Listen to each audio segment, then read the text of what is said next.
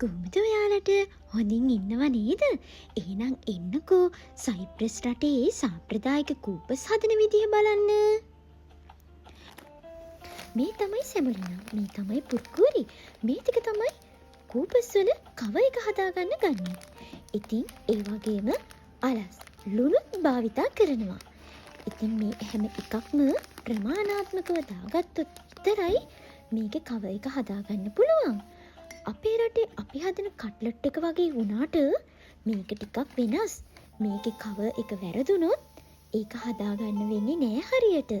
ඉතින් මේ වගේ හරියට ප්‍රමාණාත්මකව මැනලා තමයි පුර්කූරි සැමොලිනයි එකතු කරන්නේ.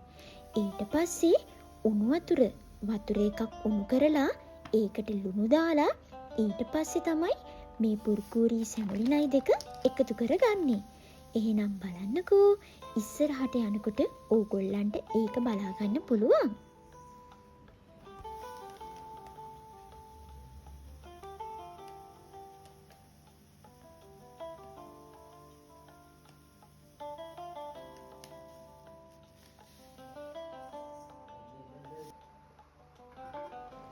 මේ වගේ උණු වතුර එකක් උණු කරගෙන ඒකට ලුණු දාලා අර සැමොලිනයි පුර්කූරි දෙක ඒකට එකතු කරගන්නවා.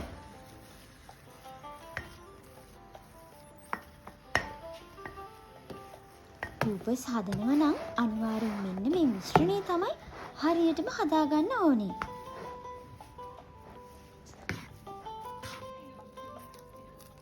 දැන් බලන්නකෝ අර හදාගත්ත මිශ්‍රණේ කොහොමද කූපස් හදන්නේ කියලා.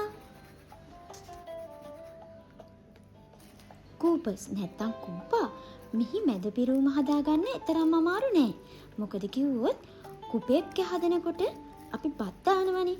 අන්න ඒක අතහැරලා මේකට ලූණු වැඩි කරලා මසුත් එක්ක පාස්ලි තමයි දාන්නේ. ඒ කියන්නේ මයිදානෝ තමයි දාන්න ඕනේ. ඊට අමතරව කුරුදු කුඩු, ගම්මිරිස්, ලුණු. ඉතින් මං හිතනවා මැද පිරුවම ඕගොල්ලන්ට කියලා දෙන්න ඕනේ නෑ. ඒක හරි ලේසි. ඉතින් බලන්නකෝ මෙන්න මේ වගේ හදාගත් එකට ඒ පිරෝම පුරවලා මෙන්න මේ විදිහට තමයි හදන්නේ.